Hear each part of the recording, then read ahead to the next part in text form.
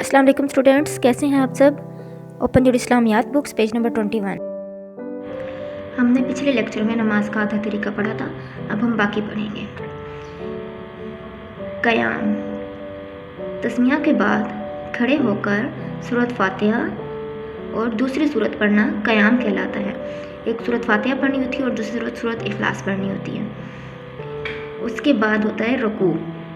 قیام کے بعد دونوں ہاتھوں کو گھٹنوں پر رکھ کر جھکنے کو رکوع کہتے ہیں۔ دونوں ہاتھ ہم نے گھٹنوں پہ رکھ کر جھکنا ہوتا ہے رکوع کرنے کے لیے۔ رکوع میں جا کر کم از کم 3 مرتبہ سبحان ربی العظیم پڑھتے ہیں۔ رکوع سے کھڑے ہوتے ہیں اور سمی اللہ لمن حمدہ ربنا لک الحمد پڑھتے ہیں۔ رکوع سے جب ہم کھڑے ہوتے ہیں تو پھر ہم یہ والے کلمات پڑھتے ہیں۔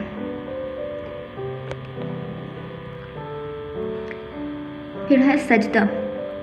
اللہ اکبر کہتے ہوئے اپنے ماتھے اور ناک کو زمین پر اس طرح ٹیکنا کہ ماتھا دونوں ہاتھوں کی انگلیوں کے بیچ ہو، اور اس وقت سبحان ربی الاعلیٰ 3 مرتبہ پڑھتے ہیں۔ اس طرح دوسرا سجدہ بھی کرتے ہیں، ٹھیک ہے۔ سجدہ ہم کرتے ہیں کہ ہمارا جو ماتھا ہے وہ ہماری دونوں انگلیوں کے درمیان ہو، اور پھر ہم یہ کلمات 3 دفعہ ہم نے پڑھتے ہوتے ہیں۔ اس طرح ہم دونوں سجدے کریں گے۔ پھر جب سجدے سے ہم اٹھیں گے تو وہ ہوتا ہے قدا۔ سجدہ کرنے کے بعد بیٹھنے کو قدا کہتے ہیں۔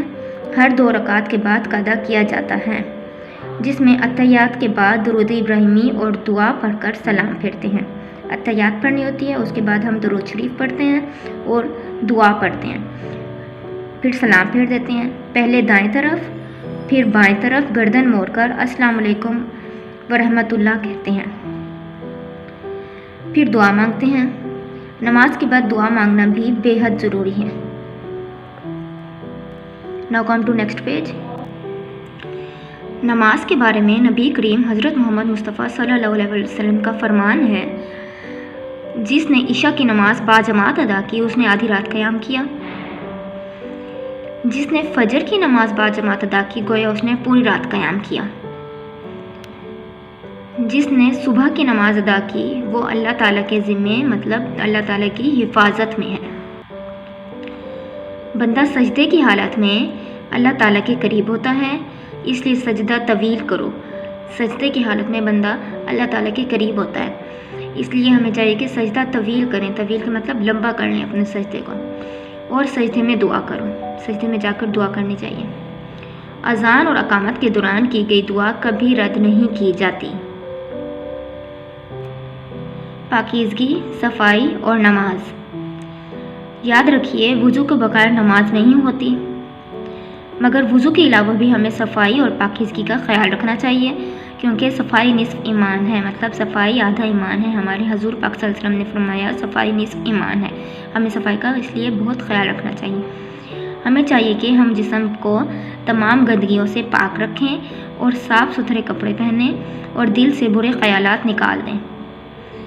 اللہ تعالیٰ قرآن میں فرماتا ہے ان اللہ یحب التوابین یحب المتطہرین۔ یہ سورۃ بقرہ کی آیات ہے، جس کا ترجمہ ہے کچھ شک نہیں کہ اللہ توبہ کرنے والوں اور پاک صاف رہنے والوں کو دوست رکھتا ہے۔ مطلب اللہ تعالیٰ توبہ کرنے والوں کو، جو اللہ تعالیٰ سے لوگ معافی مانگ لیتے ہیں ان کو، اور پاک صاف لوگوں کو بہت پسند کرتا ہے، دوست رکھتا ہے۔ آداب نماز۔ نماز کے اب آداب بتائے جا رہے ہیں۔ نماز پڑھنے کے لیے ضروری ہے کہ آپ پاک صاف اور باوضو ہوں۔ نماز مسجد کے علاوہ کسی بھی پاک صاف جگہ پر پڑھی جا سکتی ہے۔ نماز پڑھتے ہوئے آپ کا رخ قبلہ کی جانب ہو، مطلب خانہ کعبہ کی طرف ہمارا رخ ہو۔ اگر تنہا نماز پڑھیں تو نماز میں قرآنی آیات کی تلاوت آہستہ آہستہ کرنی چاہیے اور نظریں جھکی ہوئی اور سجدہ گاہ پر ہونی چاہیے۔ مطلب جب ہم کھڑے ہو کر نماز پڑھتے ہیں تو ہماری نظریں اس جگہ پہ ہونی چاہیے جہاں پہ ہم نے سجدہ کرنا ہوتا ہے۔